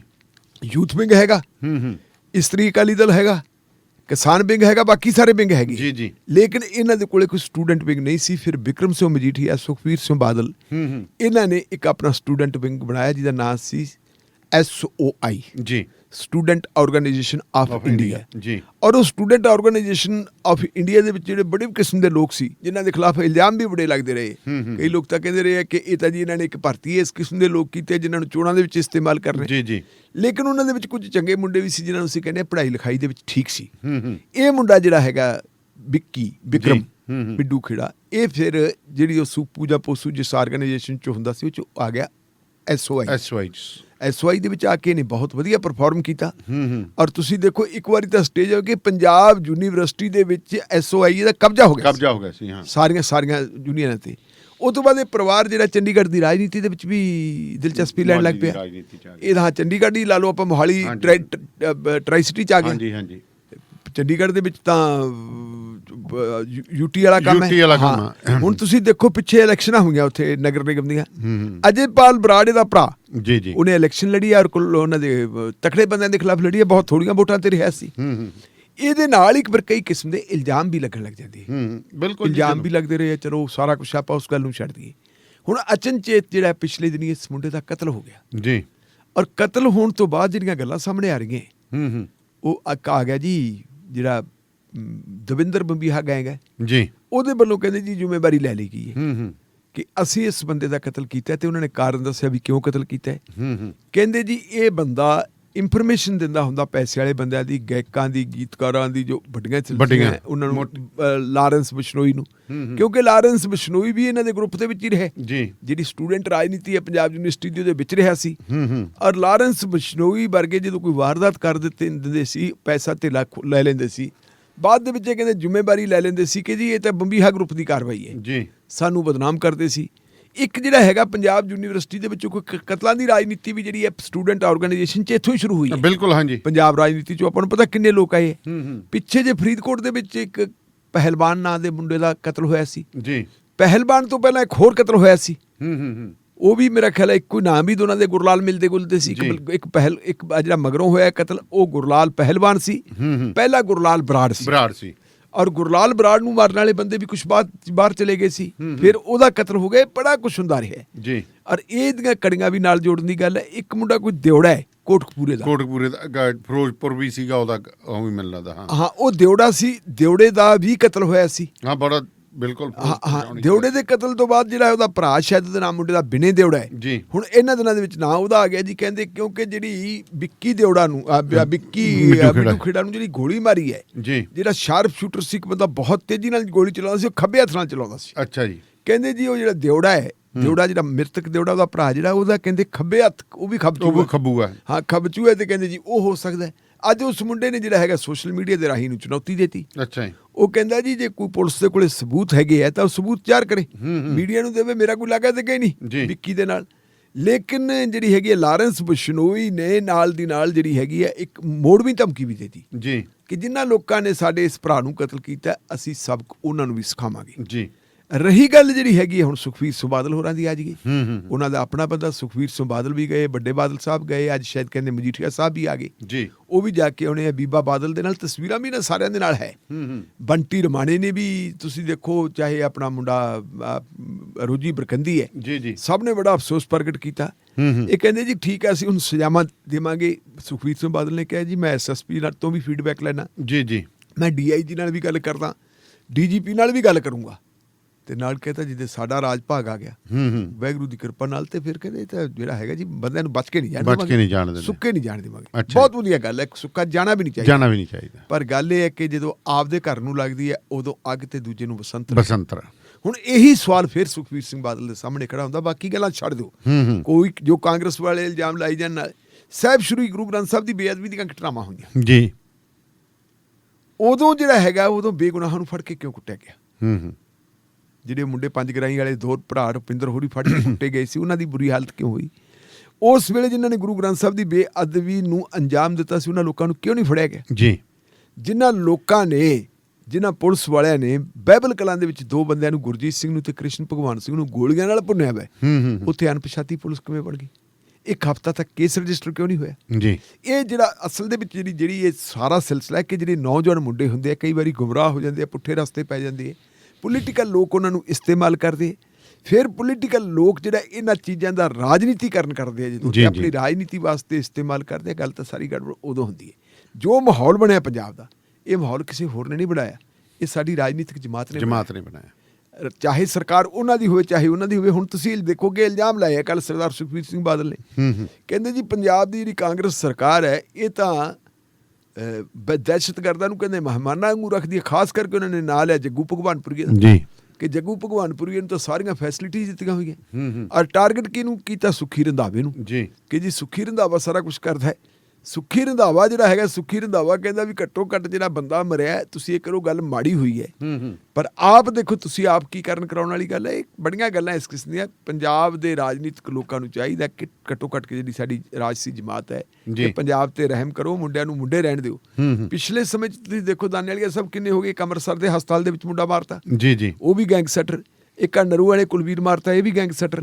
ਇਸ ਮੁੰਡੇ ਦੇ ਖਿਲਾਫ ਤਾਂ, ਵਿੱਕੀ ਦੇ ਖਿਲਾਫ ਤਾਂ ਕੋਈ ਗੈਂਗਸਟਰਾਂ ਵਾਲਾ ਅਜੇ ਤੱਕ ਕੇਸ ਵੀ ਨਹੀਂ ਸੀ, ਕੋਈ ਕੇਸ ਨਹੀਂ ਸੀਗਾ। ਤੇ ਇਹਨੂੰ ਕਿਸ ਢੰਗ ਦੇ ਨਾਲ ਜੇ ਤੁਸੀਂ ਇਸ ਤਰ੍ਹਾਂ ਮਾਰ ਲਾਂਗੇ ਤਾਂ ਅਸੀਂ ਤਾਂ ਭਰਾ ਮਾਰ ਜਾਂਗੇ ਸੀ, ਮਰ ਜਾਂਗੇ। ਬਹੁਤ ਮਾੜਾ ਹੋਇਆ, ਜੋ ਨਹੀਂ ਸੀ ਹੋਣਾ ਚਾਹੀਦਾ। ਪਰ ਨਾਲ ਦੀ ਨਾਲ ਹੈ ਕਿ ਰਾਜਨੀਤਿਕ ਲੋਕਾਂ ਨੂੰ ਚਾਹੀਦਾ ਤੇ ਇਹਨੂੰ ਜਿਹੜੇ ਇਸ ਕਿਸਮ ਦੀ ਸੋਚ ਪਣਪਦੀ ਹੈ ਉਸ ਸੋਚ ਦਾ ਇਲਾਜ ਕਰਨਾ ਚਾਹੀਦਾ ਹੈ। ਇਹਨਾਂ ਜਿਹੜੇ ਬੇਕਾਰ ਬੇਕਾਰ ਹੱਥਾਂ ਨੂੰ ਜੇ ਰੁਜ਼ਗਾਰ ਮਿਲੇ, ਲੋਕ ਕਿਉਂ ਦੂਜੇ ਪਾਸੇ ਜਾਣ? ਅਸੀਂ ਤਾਂ ਦੇਤਾ ਜੀ 420, 4 ਰੁਪਏ ਆਟਾ ਤੇ 20 ਰੁਪਏ ਕਿਲੋ ਦਾਲ, 4 ਰੁਪਏ ਕਿਲੋ 20 ਰੁਪਏ ਦਾਲ ਦੇ ਕੇ ਉਹਨਾਂ ਦੇ ਉੱਤੇ ਅਹਿਸਾਨ ਕਰਨ ਦੀ ਬਜਾਏ, ਉਹਨਾਂ ਨੂੰ ਖੈਰ ਪਾਉਣ ਦੀ ਬਜਾਏ ਉਹਨਾਂ ਦੇ ਹੱਥਾਂ ਨੂੰ ਕੰਮ ਕਿਉਂ ਨਹੀਂ ਮਿਲਦਾ? ਅਗਲੇ ਕਮਾਈ ਕਰਨ ਤੇ ਆਪਦਾ ਖਾਣ। ਬਿਲਕੁਲ ਤੁਹਾਡੀ ਗੱਲ ਸਹੀ ਹੈ। ਸੋ ਪ੍ਰੋਗਰਾਮ ਚੱਲ ਰਿਹਾ ਜੀ ਸ਼ਮਾਦਾਨ, ਤੇ ਤੁਸੀਂ ਮੇਰੇ ਨਾਲ ਇਸ ਵਕਤ ਰੇਡੀਓ ਪੰਜਾਬ ਟੂਡੇ ਦੇ ਬਠਿੰਡਾ ਸਟੂਡੀਓ ਤੋਂ ਜੁੜੇ ਹੋਏ ਹੋ। ਸੋ ਸਾਰੇ ਵੀਰਾਂ ਨੂੰ ਦਰਖਾਸਤ ਹੈ ਜੀ, ਬੇਨਤੀ ਹੈ ਕਿ ਤੁਸੀਂ ਰੇਡੀਓ ਪੰਜਾਬ ਟੂਡੇ ਦਾ ਫੇਸਬੁੱਕ ਪੇਜ ਅਤੇ YouTube ਚੈਨਲ ਵੱਧ ਤੋਂ ਵੱਧ ਲਾਈਕ ਤੇ ਸ਼ੇਅਰ ਕਰੋ। ਇਸ ਤੋਂ ਇਲਾਵਾ ਤੁਸੀਂ ਐਂਡਰੋਇਡ ਐਪ ਦੇ ਉੱਤੇ ਰੇਡੀਓ ਪੰਜਾਬ ਟੂਡੇ ਦੇ ਤਮਾਮ ਪ੍ਰੋਗਰਾਮ ਸੁਣ ਵੀ ਸਕਦੇ ਹੋ, ਖਬਰਾਂ ਵੀ ਪੜ੍ਹ ਸਕਦੇ ਹੋ, ਅਤੇ ਕੋਸ਼ਿਸ਼ ਕਰਿਆ ਕਰੋ radiopunjabtoday.com ਦੇ ਉੱਤੇ ਜਾ ਕੇ ਤਾਜ਼ਾ ਤਰੀਨ ਖਬਰਾਂ ਵੀ ਪੜ੍ਹ ਲਿਆ ਕਰੋ। ਤਾਂ ਸਭ ਪੰਜਾਬ ਦੀ ਰਾਜਨੀਤੀ ਤੋਂ ਹੀ ਰਾਜਨੀਤੀ ਵੱਲ ਨੂੰ ਅੱਗੇ ਚੱਲੀਏ ਤਾਂ ਪੰਜਾਬ 'ਚ ਕਹਿੰਦੇ ਨਵੀਂ ਪਾਰਟੀ ਬਣ ਗਈ ਹੈ। ਕੀ ਬਣੇਗਾ ਜੀ? ਕੌਣ ਨੇ ਇਹ? ਵੈਸੇ ਗੱਲ ਇਹ ਵੀ ਪੰਜਾਬ 'ਚ ਜਿਹੜੀ ਨਵੀਂ ਪਾਰਟੀ ਬਣੀ ਹੈ, ਹਾਸੀ ਆਉਂਦੀ ਹੈ ਪਾਰਟੀ ਨੂੰ ਦੇਖ ਕੇ। ਪਾਰਟੀ ਦਾ ਨਾਂ ਹੈਗਾ ਜੀ ਬਹੁਤ ਵਧੀਆ ਜੀ। ਇਹ ਪਾਰਟੀ ਦਾ ਨਾਂ ਹੈਗਾ ਭਾਰਤੀ ਆਰਥਿਕ ਪਾਰਟੀ। ਭਾਰਤੀ ਬੈਪ। ਹਾਂ, ਆਪ ਤੋਂ ਬੈਪ ਬਣ ਗਈ, ਬਾਪ ਬਣ ਗਈ। ਭਾਰਤੀ ਆਰਥਿਕ ਪਾਰਟੀ ਬਣ ਗਈ ਜੀ। ਔਰ ਇਹ ਆਰਥਿਕ ਪਾਰਟੀ ਜਿਹੜੀ ਹੈਗੀ ਹੈ ਬਣੀ, ਇਸ ਆਰਥਿਕ ਪਾਰਟੀ ਦੇ ਵਿੱਚ ਬੰਦੇ ਕੌਣ ਹੈ? ਮੁੱਢਲੇ ਤੌਰ ਦੇ ਵਿੱਚ ਦੇਖੀਏ ਜੀ, ਕਹਿੰਦੇ 62 ਵਪਾਰੀ ਹੈ ਇਹਦੇ 'ਚ ਜੀ। ਔਰ ਇਹ ਵਪਾਰੀ ਹੈ ਕਿੱਥੋਂ ਦੇ? ਲੁਧਿਆਣੇ ਦੇ। ਅੱਛਾ ਜੀ। ਪ੍ਰਧਾਨ ਬਣਾਇਆ ਜੀ ਦਾ ਤਰਨ ਜੈਨ ਬਾਵਾ ਜੀ। ਤੇ ਤਰਨ ਜੈਨ ਬਾਵਾ ਜਿਹੜਾ ਹੈਗਾ ਜੀ, ਇਹ ਕਹਿੰਦੇ ਕੋਈ ਉੱਥੇ ਭਦੌੜ ਕੇ ਟੈਕਸਟਾਈਲ ਐਂਡ ਨਿਟਵੀਅਰ ਐਸੋਸੀਏਸ਼ਨ ਹੈ, ਇਹ ਬੰਦਾ ਉਹਦਾ ਕਰਤਾ ਧਰਤਾ ਹੈ ਜੀ। ਉਹਦੇ ਵੱਲੋਂ ਮਤਲਬ ਇਹ ਪਾਰਟੀ ਬਣਾਈ ਗਈ ਹੈ ਤੇ ਇਹ ਪ੍ਰਧਾਨ ਜੀ ਬਣ ਗਏ। ਤੇ ਨਾਲ ਇਹ ਕਹਿੰਦੇ ਜੀ ਅਸੀਂ ਚੋਣਾਂ ਲੜਾਂਗੇ ਭਾਰਤੀ ਆਰਥਿਕ ਪਾਰਟੀ ਵੱਲੋਂ 2022 ਵਾਲੀਆਂ ਜੀ। ਤੇ 2022 ਦੇ ਵਿੱਚ ਸਾਡਾ ਚਿਹਰਾ ਹੋਊਗਾ ਜੀ ਗੁਰਨਾਮ ਸਿੰਘ ਚੜੂਨੀ। ਅਸੀਂ ਗੁਰਨਾਮ ਸਿੰਘ ਚੜੂਨੀ ਨੂੰ ਮੁੱਖ ਮੰਤਰੀ ਬਣਾਵਾਂਗੇ। ਅੱਛਾ ਜੀ। ਹੁਣ ਗੁਰਨਾਮ ਸਿੰਘ ਚੜੂਨੀ ਜਿਹੜਾ ਹੈਗਾ ਜੀ, ਉਹ ਬੜੇ ਲੰਬੇ ਸਮੇਂ ਤੋਂ ਇਹ ਡਿਮਾਂਡ ਕਰਦਾ ਆ ਰਿਹਾ ਹੈ ਕਿ 2022 ਦੀਆਂ ਜਿਹੜੀਆਂ ਚੋਣਾਂ ਹੈ ਇਹ ਸਾਨੂੰ ਲੜਨੀਆਂ ਚਾਹੀਦੀਆਂ। ਅੱਛਾ ਜੀ। ਹਾਂ ਬਿਲਕੁਲ ਜੀ। ਅੱਛਾ, ਉਹ ਵਾਰ-ਵਾਰ ਇਹ ਗੱਲ ਕਹਿੰਦੇ ਕਿ ਜਿਹੜਾ ਪੰਜਾਬ ਮਾਡਲ ਹੈ, ਪੰਜਾਬ ਮਾਡਲ ਆਪਾਂ ਪਹਿਲਾਂ ਇੱਥੇ ਚੋਣਾਂ ਲੜੋ ਤੇ ਫਿਰ ਇਸ ਮਾਡਲ ਨੂੰ ਸਾਰੇ ਭਾਰਤ ਦੇ ਵਿੱਚ ਲਾਗੂ ਕਰੋ ਜੀ। ਕਿਸਾਨ ਕਹਿੰਦੇ ਵੀ ਵੋਟਰ ਨਾ ਬਣ, ਕਿਸਾਨ ਮਾਲਕ ਬਣ, ਰਾਜੇ ਬਣ। ਉਹ ਰਾਜੇ ਬਣ ਕੇ ਤੇ ਚੰਗਾ ਪਰਫਾਰਮ, ਚੰਗੀ ਸਰਕਾਰ ਬਣਾ ਕੇ ਸਰਕਾਰ ਚਲਾ ਕੇ ਦਿਖਾਉਣ ਤੇ ਫਿਰ ਕਹਿੰਦੇ ਐ ਸਰਕਾਰ ਚੱਲਦੀ ਹੈ ਜੀ। ਜਿਹੜਾ ਸੰਯੁਕਤ ਕਿਸਾਨ ਮੋਰਚਾ ਉਹ ਇਸ ਗੱਲ ਦੇ ਹੱਕ ਵਿੱਚ ਨਹੀਂ। ਸੰਯੁਕਤ ਕਿਸਾਨ ਮੋਰਚੇ ਦੇ ਲੀਡਰਾਂ ਦੀ ਇਹ ਦਲੀਲ ਹੈ ਕਿ ਸਾਡੇ ਤੇ ਜਦੋਂ ਅਸੀਂ ਇਸ ਪਾਸੇ ਪੈ ਗਏ, ਭਾਰਤੀ ਜਨਤਾ ਪਾਰਟੀ ਵਾਲੇ ਪਹਿਲਾਂ ਇਲਜ਼ਾਮ ਲਾ ਰਹੇ ਹੈ ਕਿ ਇਹ ਲੋਕ ਕਿਸਾਨ ਨਹੀਂ ਜੀ, ਇਹ ਲੋਕ ਤਾਂ ਵਿਗੜੇ ਹੋਏ ਲੋਕ ਹੈ ਜਿਹੜੇ ਰਾਜਨੀਤਿਕ ਬੰਦੇ, ਇਹ ਰਾਜਨੀਤੀ ਕਰਨ ਵਾਸਤੇ ਆਉਂਦੇ ਤੇ ਕਈਆਂ ਦੇ ਨਾਂ ਵੀ ਲੈਂਦੇ ਆ। ਉਹ ਯੋਗਿੰਦਰ ਯਾਦਵ ਦਾ ਨਾਂ ਲੈ ਦਿੰਦੇ, ਕਦੇ ਕਿਸੇ ਦਾ ਨਾਂ ਲੈ ਦਿੰਦੇ, ਕਦੇ ਕਿਸੇ ਦਾ ਨਾਂ, ਜੀ ਫਲਾਣੇ ਬੰਦੇ ਨਾਲ, ਜੀ ਫਲਾਣੇ ਬੰਦੇ ਨਾਲ। ਪਿਛਲੇ ਦਿਨਾਂ ਦੇ ਵਿੱਚ ਇਹ ਵੀ ਗੱਲ ਆ ਗਈ ਸੀ ਕਿ ਆਮ ਆਦਮੀ ਪਾਰਟੀ ਇੱਕ ਅਜਿਹਾ ਸਿੱਖ ਚਿਹਰਾ ਦੇਊਗੀ ਜਿਹੜਾ ਸਿੱਖ ਚਿਹਰਾ ਸਾਰੇ ਪੰਜਾਬੀਆਂ ਦੇ ਲਈ ਇੱਕ ਫਖਰ ਦੀ ਗੱਲ ਹੋਵੇ ਤੇ ਉਹਨੂੰ ਉਹ ਪ੍ਰਵਾਨ ਕਰਨਗੇ ਜੀ। ਉਹਦੇ ਵਿੱਚ ਕਦੇ ਸੰਤ ਬਲਵੀਰ ਸਿੰਘ ਰਾਜੇਵਾਲ ਦਾ ਨਾਂ ਆ ਜਾਂਦਾ ਸੀ, ਸੀਚੇਵਾਲ ਦਾ, ਸੰਤ ਬਲਵੀਰ ਸਿੰਘ ਸੀਚੇਵਾਲ ਦਾ, ਉਹ ਵਾਤਾਵਰਨ ਪ੍ਰੇਮੀ ਹੈ ਕਿ ਬੜਾ ਵਧੀਆ ਕੰਮ ਹੈ, ਤੇ ਕਦੇ ਸਰਦਾਰ ਬਲਵੀਰ ਸਿੰਘ ਰਾਜੇਵਾਲ ਦਾ ਨਾਂ ਆ ਜਾਂਦਾ ਸੀ। ਦੋਨਾਂ ਨੇ ਇਨਕਾਰ ਕਰਤਾ ਕਿ ਸਾਡਾ ਕੋਈ ਲਾਗਾ ਦੇ ਗਈ ਨਹੀਂ। ਔਰ ਸਾਰੀਆਂ ਜਿਹੜੀਆਂ ਪੰਜਾਬ ਦੀਆਂ 32 ਕਿਸਾਨ ਜਥੇਬੰਦੀਆਂ ਉਹ 32 ਕਿਸਾਨ ਜਥੇਬੰਦੀਆਂ ਨੇ ਕਹਿਤਾ ਕਿ ਅਸੀਂ ਇਸ ਕੰਮ ਦੇ ਵਿੱਚ ਨਹੀਂ ਪੈਣਾ, ਸਾਡਾ ਇੱਕੋ ਇੱਕ ਮਕਸਦ ਹੈਗਾ 3 ਕਾਲੇ ਕਾਨੂੰਨ ਵਾਪਸ ਕਰਾਉਣਾ। ਜੇ ਅਸੀਂ ਰਾਜਨੀਤੀ ਵਾਲੇ ਪਾਸੇ ਪੈ ਗਏ ਤੇ ਭਾਰਤੀ ਜਨਤਾ ਪਾਰਟੀ ਤੇ ਦੂਜੀਆਂ ਪਾਰਟੀਆਂ ਕਹਿਣਗੇ ਕਿ ਇਹ ਵੀ ਰਾਜਨੀਤੀ ਕਰਨ ਵਾਸਤੇ ਆਏ ਸੀ, ਇਹ ਸਾਡੇ ਲਈ ਠੀਕ ਨਹੀਂ, ਅਸੀਂ ਨਹੀਂ ਇਸ ਰਾਹ ਨਹੀਂ ਪੈਣਾ। ਜਿੰਨੀ ਦੇਰ ਤੱਕ ਕਾਲੇ ਕਾਨੂੰਨ ਵਾਪਸ ਨਹੀਂ ਹੁੰਦੇ ਉਹ ਤੋਂ ਬਾਅਦ ਦੇਖਾਂਗੇ ਕਿ ਆਪਾਂ ਨੂੰ ਕੀ ਕਰਨਾ ਚਾਹੀਦਾ। ਲੇਕਿਨ ਚਨੂਨੀ ਸਾਹਿਬ ਜਿਹੜੇ ਹੈਗੇ ਉਹ ਪਹਿਲਾਂ ਹਰਿਆਣੇ 'ਚ ਵੀ ਕਿਸਮਤ ਅਜਮਾ ਚੁੱਕੇ। ਅੱਛਾ ਜੀ। ਹਰਿਆਣੇ ਦੇ ਵਿੱਚ ਵੀ 1-2 ਇਲੈਕਸ਼ਨ ਉਹਨਾਂ ਨੇ ਲੜੇ, ਉਹਨਾਂ ਨੇ ਵੀ ਲੜੇ, ਉਹਨਾਂ ਦੀ ਵਾਈਫ ਨੇ ਵੀ ਲੜੀ, ਇੱਥੇ ਉਹਨਾਂ ਦੀ ਗੱਲ ਬਣੀ ਨਹੀਂ ਜੀ। ਔਰ ਚਨੂਨੀ ਸਾਹਿਬ ਦੇ ਉੱਤੇ ਇਲਜ਼ਾਮ ਵੀ ਲੱਗਦਾ ਹੈ, ਹਰਿਆਣੇ ਦੇ ਕੁਝ ਲੀਡਰਾਂ ਨੇ ਇਲਜ਼ਾਮ ਲਾਏ ਸੀ ਕਿ ਇਹਦਾ ਜਿਹੜਾ ਹੈਗਾ ਵਿਸ਼ਾ ਉਹ ਰਾਜਨੀਤੀ ਸਿੱਧੇ ਤੌਰ ਦੇ ਉੱਤੇ ਉਹ ਕਹਿੰਦੇ ਕਿ ਇਹ ਰਾਜਨੀਤੀ ਕਰਨੀ ਚਾਹੁੰਦੇ ਹੈ। ਔਰ ਇੱਕ ਤਾਂ ਭਾਰਤੀ ਜਨਤਾ ਪਾਰਟੀ ਦੇ ਲੀਡਰ ਨੇ ਇੱਥੋਂ ਤੱਕ ਵੀ ਗੱਲ ਕਹਿ ਦਿੱਤੀ ਸੀ ਜੀ ਇਹਦੀਆਂ ਦੁਕਾਨਾਂ ਆੜਤੀਆਂ, ਚਲੋ ਆੜਤ ਆਪਣਾ ਕਾਰੋਬਾਰ ਹੈ, ਵੱਖਰੀ ਗੱਲ ਹੈ। ਹੁਣ ਇਹ ਹੋਇਆ ਕਿ ਪਿਛਲੇ ਦਿਨਾਂ ਦੇ ਵਿੱਚ ਜਿਹੜੀ ਇਹ ਪਾਰਟੀ ਬਣੀ, ਇਸ ਪਾਰਟੀ ਦੇ ਬਣਨ ਤੋਂ ਪਹਿਲਾਂ ਚਨੂਨੀ ਸਾਹਿਬ ਨੇ ਇੱਕ ਐਲਾਨ ਹੋਰ ਕਰਤਾ। ਪਹਿਲਾਂ 14 ਜੁਲਾਈ ਨੂੰ ਇਹਨਾਂ ਨੂੰ ਜਿਹੜਾ ਹੈਗਾ ਇਹਦੇ ਚੋਂ ਹਟਾਤਾ ਸੀ, ਸੰਯੁਕਤ ਕਿਸਾਨ ਮੋਰਚੇ ਚੋਂ 1 ਹਫ਼ਤੇ ਦੇ ਲਈ ਮੁਅੱਤਲ ਕਰਤਾ ਸੀ। ਉਹ ਮੁਅੱਤਲ ਇਸ ਕਰਕੇ ਕੀਤਾ ਸੀ ਕਿ ਉਹ ਬਾਰ-ਬਾਰ ਚੋਣਾਂ ਬਾਰੇ ਬਿਆਨ ਦੇਣੋਂ ਨਹੀਂ ਸੀ ਹਟਦੇ। ਚਨੂਨੀ ਸਾਹਿਬ ਨੇ ਫਿਰ ਕੀ ਕੀਤਾ, ਪਿਛਲੇ ਦਿਨਾਂ 'ਚ ਇਹ ਗੱਲ ਕਹਿ ਦਿੱਤਾ ਜੀ ਮੈਂ ਸੰਯੁਕਤ ਮੋਰਚੇ ਤੋਂ ਅਲੱਗ ਹਾਂ। ਬਾਅਦ ਦੇ ਵਿੱਚ ਜਦੋਂ ਖੌਰੂ ਜ਼ਿਆਦਾ ਪੈ ਗਿਆ ਫਿਰ ਕਹਿੰਦੇ ਨਹੀਂ ਮੈਂ ਰਹੂੰ ਮੋਰਚੇ ਦੇ ਨਾਲ, ਲੇਕਿਨ ਮੈਂ ਮੋਰਚੇ ਦੀਆਂ ਮੀਟਿੰਗਾਂ 'ਚ ਨਹੀਂ ਆਉਂਦਾ। ਫਿਰ ਉਹਨਾਂ ਨੇ ਇਲਜ਼ਾਮ ਲਗਾਇਆ ਵੀ ਪੰਜਾਬ ਦੀਆਂ ਜਿਹੜੀਆਂ 32 ਕਿਸਾਨ ਜਥੇਬੰਦੀਆਂ ਇਹ 32 ਕਿਸਾਨ ਜਥੇਬੰਦੀਆਂ ਆਪਣੀ ਰਾਏ ਦੂਜਿਆਂ ਤੇ ਠੋਸਦੀਆਂ। ਇਹ ਸਾਨੂੰ ਕਹਿੰਦੇ ਜੀ ਤੁਸੀਂ ਚੋਣਾਂ ਨਾ ਲੜੋ, ਅਸੀਂ ਕਿਉਂ ਨਾ ਲੜੀਏ। ਫਿਰ ਉਹ ਕਹਿੰਦੇ ਪੰਜਾਬ ਦੇ ਵਿੱਚ ਮੈਨੂੰ ਕੁਝ ਕਿਸਾਨ ਜਥੇਬੰਦੀਆਂ ਨੇ ਬੁਲਾਇਆ ਸੀ ਤੇ ਮੈਂ ਉਹਨਾਂ ਕੋਲ ਗਿਆ ਸੀ ਤੇ ਉਹਨਾਂ ਜਥੇਬੰਦੀਆਂ ਨੂੰ ਲੈ ਕੇ ਮੀਟਿੰਗ 'ਚ ਆ ਗਏ ਜੀ। ਉਹਨਾਂ ਨੇ ਕਹਿੰਦਾ ਭਾਈ ਤੁਸੀਂ ਸਾਡੀ ਜਥੇਬੰਦੀ ਦੇ ਹਾਲੇ ਤੁਸੀਂ ਮੈਂਬਰ ਹੈ ਨਹੀਂ, ਅਸੀਂ ਤੁਹਾਨੂੰ ਮੈਂਬਰ ਬਣਾਵਾਂਗੇ ਤਾਂ ਹੀ ਮੀਟਿੰਗ 'ਚ ਬੈਠੋਗੇ। ਉਹ ਕਹਿੰਦੇ ਜਨਰਲ ਬਾਡੀ ਇਹਦੇ 'ਚ ਬਿਠਾਉਣਾ ਚਾਹੀਦਾ। ਇਸ ਤਰ੍ਹਾਂ ਦੀਆਂ ਗੱਲਾਂ ਹੁੰਦੀਆਂ ਰਹੀਆਂ ਜੀ।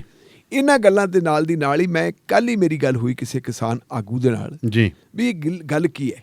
ਕਿਸਾਨ ਆਗੂ ਨੇ ਕਿਹਾ ਕਿ ਸਰਦਾਰ ਗੁਰਨਾਮ ਸਿੰਘ ਚੜੂਨੀ ਦਾ ਅਸੀਂ ਸਤਿਕਾਰ ਕਰਦੇ ਹਾਂ, ਸਾਰਾ ਕੁਛ ਹੈ, ਲੇਕਿਨ ਜਿਹੜੇ ਉਹਨਾਂ ਦੇ ਐਕਸ਼ਨ ਆ ਉਹਨਾਂ ਦੇ ਐਕਸ਼ਨ ਇਉਂ ਲੱਗਦਾ ਜਿਵੇਂ ਉਹ RSS ਤੇ BJP ਦੇ ਹੱਥਾਂ 'ਚ ਖੇਡ ਗਏ। ਕਿਉਂਕਿ RSS ਤੇ BJP ਇਹ ਚਾਹੁੰਦੇ ਆ ਕਿ ਇਹਨਾਂ ਨੂੰ ਫੁੱਟ ਪਾਈ ਜਾਵੇ, ਇਹਨਾਂ ਨੂੰ ਰਾਜਨੀਤੀ ਵਾਲੇ ਪਾਸੇ ਪਾ ਲਓ, ਰਾਜਨੀਤੀ ਵਾਲੇ ਪਾਸੇ ਪਾ ਕੇ ਫਿਰ ਬਦਨਾਮ ਕਰ ਦਿਓ।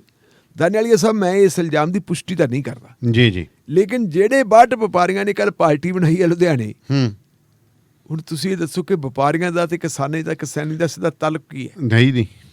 ਇਹ ਗੱਲ ਤਾਂ ਸਾਨੂੰ ਸਮਝ ਪੈਂਦੀ ਹੈ ਕਿ ਜਿਹੜਾ ਆੜਤੀਆ ਭਾਈਚਾਰਾ ਹੈ, ਆੜਤੀਆ ਭਾਈਚਾਰੇ ਦਾ ਕਿਉਂਕਿ ਉਹਨਾਂ ਦੀ ਜਿਹੜੀ ਹੋਂਦ ਆ ਉਹ ਮੰਡੀ ਨਾਲ ਹੈ ਤੇ ਨਵੇਂ ਕਾਨੂੰਨਾਂ ਦੇ ਮੁਤਾਬਕ ਜਦੋਂ ਮੰਡੀ ਦੀ ਹੋਂਦ ਖਤਮ ਹੁੰਦੀ ਹੈ ਤਾਂ ਉਹਨਾਂ ਦਾ ਆਟੋਮੈਟਿਕਲੀ ਉਹਨਾਂ ਦਾ ਕਾਰੋਬਾਰ ਖਤਮ ਹੋ ਜਾਣਾ।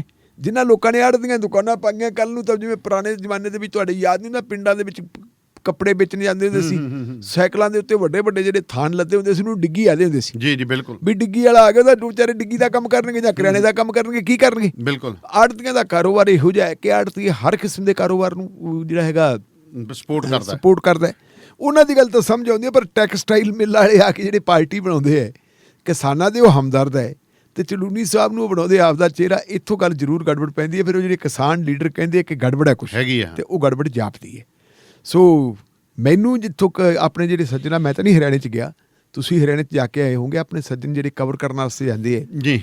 ਜਿਵੇਂ ਹਰਿਆਣੇ ਦਾ ਅੰਦੋਲਨ ਹੈ, ਮੈਂ ਇਹ ਸਮਝਦਾ ਸੀ ਕਿ ਹਰਿਆਣੇ ਦਾ ਅੰਦੋਲਨ ਸਾਰਾ ਹੀ ਚੜੂਨੀ ਸਾਹਿਬ ਨਾਲ ਖੜੋਤਾ ਹੈ। ਨਹੀਂ, ਪਰ ਉੱਥੋਂ ਮੈਨੂੰ ਇਹ ਪਤਾ ਲੱਗਿਆ ਕਿ ਚੜੂਨੀ ਸਾਹਿਬ ਠੀਕ ਹੈ ਪ੍ਰਧਾਨ ਜ਼ਰੂਰ ਆ ਆਪਦੀ ਜਥੇਬੰਦੀ ਦੇ, ਪਰ ਉੱਥੋਂ ਦੇ ਜਿਹੜੇ ਕਿਸਾਨ ਹੈ ਉਹਨਾਂ ਨੂੰ ਵਿਸ਼ਵਾਸ ਨੈਣ ਵਰਗੇ ਵੀ ਹੈਗੇ ਜੀ, ਉਹ ਕਹਿੰਦੇ ਵੀ ਇਹਨਾਂ ਦੇ ਨਾਲੋਂ ਚੜੂਨੀ ਸਾਹਿਬ ਦੇ ਨਾਲੋਂ ਜਿਹੜੀ ਹਰਿਆਣੇ ਦੇ ਕਿਸਾਨ ਹੈ, ਹਰਿਆਣੇ ਦੀਆਂ ਖਾਪਾਂ ਹੈ, ਉਹਨਾਂ ਦਾ ਵਿਸ਼ਵਾਸ ਜਿਹੜਾ ਹੈਗਾ ਪੰਜਾਬ ਦੀ ਲੀਡਰਸ਼ਿਪ ਤੇ ਵੱਧ ਹੈ।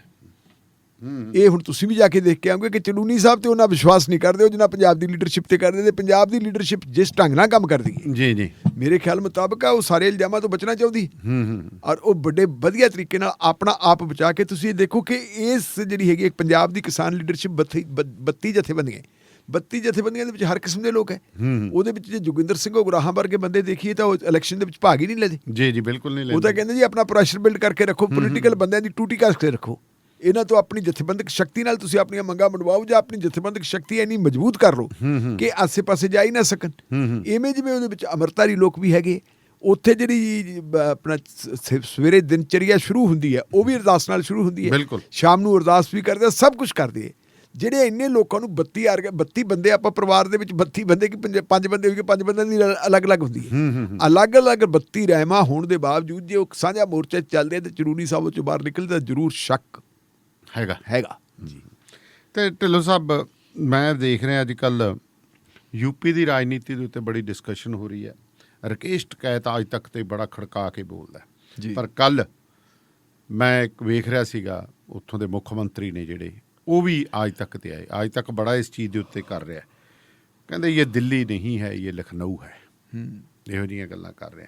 ਪਰ ਮੈਨੂੰ ਕਿਤੇ ਨਾ ਕਿਤੇ ਜਿਹੜਾ ਯੂਪੀ ਦੀਆਂ ਜਿਹੜੀ ਰਾਜਨੀਤੀ ਹੈ ਉਹ ਵਾਇਆ ਦਿੱਲੀ, ਜਿਹਨੂੰ ਕਹਿੰਦੇ ਨਾ ਅੱਗ ਦਾ ਗੋਲਾ ਬਣਾ ਕੇ ਜਿੱਤਣ ਦੀਆਂ ਕੋਸ਼ਿਸ਼ਾਂ ਕੀਤੀਆਂ ਜਾ ਰਹੀਆਂ।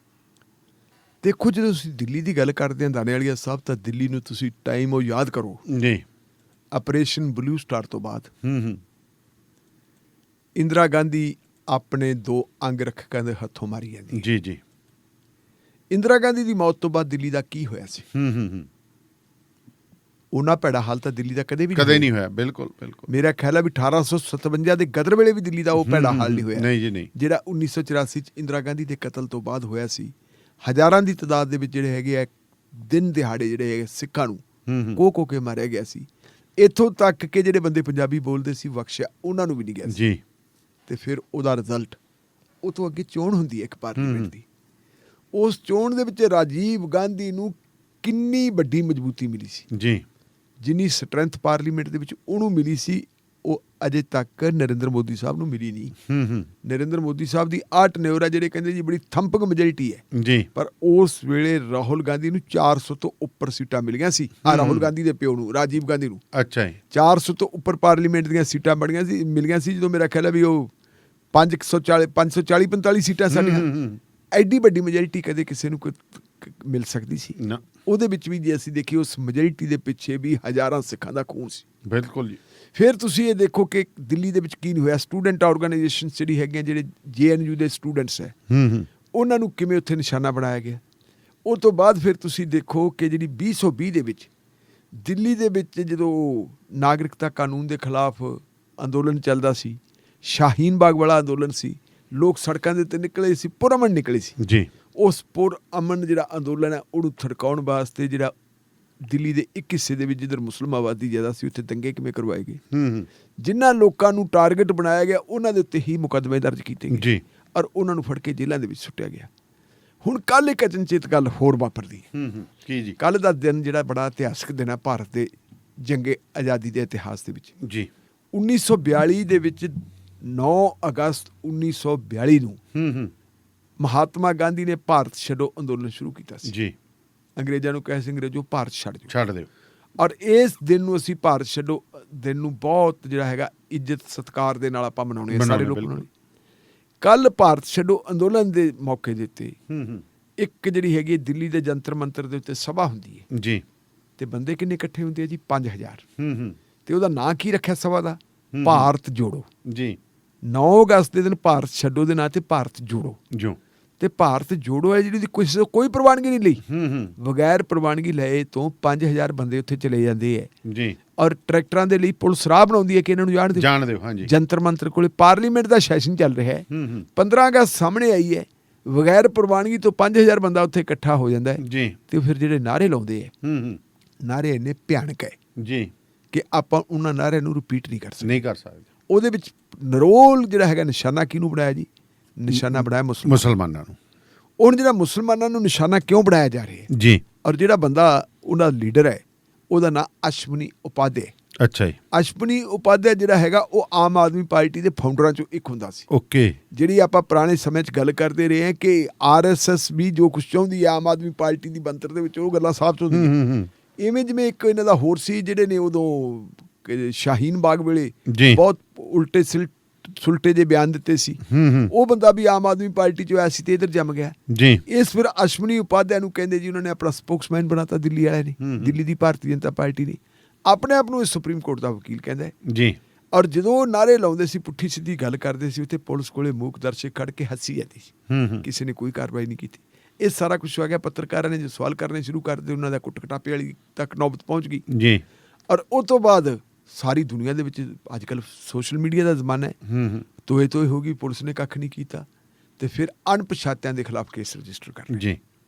ਅਣਪਛਾਤਿਆਂ ਦੇ ਖਿਲਾਫ ਕੇਸ ਰਜਿਸਟਰ ਕਰ ਰਿਹਾ, ਇਹਦੇ ਤੇ ਵੀ ਕਿੰਤੂ ਪ੍ਰੰਤੂ ਹੋ ਰਿਹਾ ਕਿ ਜੇ ਅਸੀਂ ਇੱਥੇ ਬੈਠ ਕੇ ਅਸ਼ਵਨੀ ਉਪਾਧਿਆਏ ਕਰ ਰਹੇ ਹਾਂ ਤੇ ਇਹਨਾਂ ਨੇ ਇਹਦਾ ਨਾਂ ਕਿਉਂ ਨਹੀਂ ਲਿਆ ਜੀ। ਇਹ ਤੋਂ ਅੱਗੇ ਤੁਸੀਂ ਹੋਰ ਦੇਖੋ ਹੁਣ ਇਹ ਹੋਇਆ ਕਿਉਂ ਹੈ।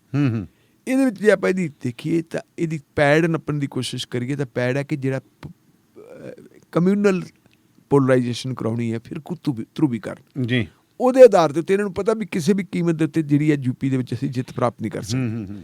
ਘੱਟ ਗਿਣਤੀ ਭਾਈਚਾਰੇ ਦੇ ਖਿਲਾਫ ਬਹੁ ਗਿਣਤੀ ਦੀਆਂ ਭਾਵਨਾਵਾਂ ਭੜਕਾਉਣੀਆਂ ਜੀ, ਬਹੁ ਗਿਣਤੀ ਨੂੰ ਗੋਲਬੰਦ ਕਰਨਾ। ਤੇ ਜਿਹੜਾ ਇਹ ਅਸ਼ਵਨੀ ਉਪਾਧਿਆਏ ਇਹ ਆਪਣੇ ਆਪ ਨੂੰ ਦਿੱਲੀ ਦਾ ਕਹਿੰਦਾ, ਲੇਕਿਨ ਰਹਿਣ ਵਾਲਾ ਕਿੱਥੋਂ ਦਾ? ਗਾਜ਼ੀਆਬਾਦ ਦਾ, ਤੇ ਗਾਜ਼ੀਆਬਾਦ ਯੂਪੀ 'ਚ ਪੈਂਦੀ ਹੈ। ਇਹ ਯੂਪੀ ਵਾਸਤੇ ਮਾਹੌਲ ਤਿਆਰ ਕਰ ਰਿਹਾ ਕਿ ਸਮਾਜ ਦੇ ਵਿੱਚ ਇੱਕ ਜਿਹੜੀ ਹੈਗੀ ਹੈ ਫਿਰਕੂ ਵੰਡ ਕ੍ਰੀਏਟ ਕਰਕੇ ਘੱਟ ਗਿਣਤੀ ਦੇ ਬਹੁ ਗਿਣਤੀ ਦਾ ਧਰੂਵੀਕਰਨ ਕਰ ਦਿੱਤਾ ਜਾਵੇ, ਪੋਲਰਾਈਜੇਸ਼ਨ ਕੀਤੀ ਜਾਵੇ, ਫਿਰ ਮੁਸਲਮਾਨਾਂ ਦੇ ਨਾਲ ਦੇ ਉੱਤੇ ਸਾਰੇ ਹਿੰਦੂ ਇਕੱਠੇ ਹੋ ਜੂ, ਇਹ ਗੱਲ ਕਰਕੇ ਉੱਥੇ ਵੋਟਾਂ ਲਈਆਂ ਜਾਣ। ਇਹ ਤੋਂ ਪਹਿਲਾਂ ਤੁਸੀਂ ਇਹ ਦੇਖੋ ਕਿ ਕਿਸ ਢੰਗ ਦੇ ਨਾਲ ਅਯੁੱਧਿਆ ਵਾਲਾ ਜਿਹੜਾ ਫੈਸਲਾ ਕਰਵਾਇਆ ਗਿਆ, ਫੈਸਲਾ ਕਰਨ ਵਾਲੇ ਜੱਜ ਨੂੰ ਰਾਜ ਸਭਾ ਦਾ ਮੈਂਬਰ ਬਣਾਇਆ ਗਿਆ। ਪ੍ਰਧਾਨ ਮੰਤਰੀ, ਇੱਕ ਸੈਕੂਲਰ ਇੰਡੀਆ ਦਾ ਪ੍ਰਧਾਨ ਮੰਤਰੀ ਕਦੇ ਕਿਸੇ ਧਰਮ ਦੇ ਵਿੱਚ ਜਾ ਕੇ ਸਿੱਧੇ ਤੌਰ 'ਤੇ ਦਖਲਅੰਦਾਜ਼ੀ ਨਹੀਂ ਕਰ ਸਕਦਾ, ਲੇਕਿਨ ਸਾਡੇ ਪ੍ਰਧਾਨ ਮੰਤਰੀ ਨੇ ਅਯੁੱਧਿਆ ਵਾਲਾ ਜਿਹੜਾ ਰਾਮ ਮੰਦਿਰ ਦਾ ਨੀਂਹ ਪੱਥਰ ਰੱਖਣ ਦਾ ਸਮਾਗਮ ਦੇ ਵਿੱਚ ਵੀ ਪ੍ਰਧਾਨ ਮੰਤਰੀ ਸਾਹਿਬ ਸ਼ਾਮਲ ਹੁੰਦੇ। ਔਰ ਉਹ ਤੋਂ ਅੱਗੇ ਤੁਸੀਂ ਲਓ ਕਿਸੇ ਜਦੋਂ ਕਿਤੇ ਗੋਧਰਾ ਕਾਂਡ ਹੋਇਆ, ਗੋਧਰਾ ਕਾਂਡ ਤੋਂ ਪਹਿਲਾਂ ਕੁਛ ਜਿਹੜੇ ਹੈਗੇ ਲੋਕ ਮਾਰੇ ਗਏ ਸੀਗੇ, ਕਾਰ ਸੇਵਕ ਆਉਂਦੇ ਜਾਂਦੇ। ਔਰ ਪਿਛਲੇ ਦਿਨਾਂ ਦੇ ਵਿੱਚ ਇਹ ਗੱਲ ਕਰ ਦਿੱਤੀ ਸੀ ਇਹਨਾਂ ਨੇ ਯੂਪੀ ਦੇ ਵਿੱਚ ਕਿ ਜਿਹੜੇ ਕਾਰ ਸੇਵਕ ਮਾਰੇ ਗਏ ਸੀ ਉਹਨਾਂ ਦੇ ਘਰਾਂ ਤੱਕ ਸੜਕਾਂ ਬਣਾਈਆਂ ਜਾਣਗੀਆਂ। ਅੱਛਾ ਜੀ। ਔਰ ਉਹਨਾਂ ਸੜਕਾਂ ਦੇ ਨਾਂ ਉਹਨਾਂ ਦੇ ਨਾਵਾਂ ਤੇ ਰੱਖੇ ਜਾਣਗੇ। ਇਹਨੂੰ ਸਾਰਾ ਮੰਦਿਰ ਦੇ ਨਾਲ ਜੋੜ ਕੇ ਗੇਮ ਖੇਡਣ ਦੀ ਕੋਸ਼ਿਸ਼, ਸੰਸਕ੍ਰਿਤੀ ਨੂੰ ਭੜਕਾ ਕੇ ਮੁਸਲਮਾਨਾਂ ਦੇ ਖਿਲਾਫ ਜਿਹੜੀ ਹੈਗੀ, ਕਿਉਂਕਿ ਚਰਚਾ ਜਿਹੜੀ ਹੈ ਉਹ ਲਖਨਊ ਤੋਂ ਨਹੀਂ ਹੁੰਦੀ, ਚਰਚਾ ਦਿੱਲੀ ਤੋਂ ਬੜੀ ਹੁੰਦੀ ਜੀ ਜੀ। ਜਿਵੇਂ ਦਿੱਲੀ ਨੇ ਸਿੱਖ ਕਤਲੇਆਮ ਨੂੰ ਇਸਤੇਮਾਲ ਕੀਤਾ ਸੀ ਰਾਜੀਵ ਗਾਂਧੀ ਨੂੰ 400 ਤੋਂ ਵੱਧ ਸੀਟਾਂ ਦਿਵਾਉਣ ਵਾਸਤੇ, ਉਹੀ ਕੁਛ ਜਿਹੜੇ ਹੈਗੇ ਜਿਹੜਾ ਹਿਸਟਰੀ ਨੂੰ ਰਿਪੀਟ ਕੀਤਾ ਜਾ ਰਿਹਾ ਤਾਂ ਕਿ ਯੂਪੀ ਵਾਲਾ ਰਾਹ ਜਿਹੜਾ ਸਾਫ਼ ਕੀਤਾ ਜਾਵੇ, ਜਿਹੜੀਆਂ ਰਸਤੇ ਵਿੱਚ ਹਾਈਡਲਸ ਆ ਉਹਨਾਂ ਨੂੰ ਸਾਰੀਆਂ ਨੂੰ ਲਾਂਭੇ ਕੀਤਾ ਜਾਵੇ। ਸੋ ਧੰਨਵਾਦ ਢਿੱਲੋਂ ਸਾਹਿਬ ਤੁਹਾਡਾ, ਸ਼ੁਕਰੀਆ, ਮਿਹਰਬਾਨੀ। ਸੋ ਪ੍ਰੋਗਰਾਮ ਸ਼ਮਾਦਾਨ ਬਾਅਦ ਦਸਤੂਰ ਇਸੇ ਤਰ੍ਹਾਂ ਜਾਰੀ ਰਹੇਗਾ। ਡਾਕਟਰ ਸ਼ਿੰਦਰ ਕੌਰ ਹੋਰਾਂ ਦੇ ਨਾਲ ਗੱਲਬਾਤ ਹੋਏਗੀ। ਸੋ ਫਿਲਹਾਲ ਇੱਕ ਬ੍ਰੇਕ ਤੋਂ ਬਾਅਦ ਫਿਰ ਹਾਜ਼ਰ ਹੁੰਦੇ ਹਾਂ। ਸੋ ਜੁੜੇ ਰਹੋ ਰੇਡੀਓ ਪੰਜਾਬ ਟੁਡੇ ਦੇ ਨਾਲ।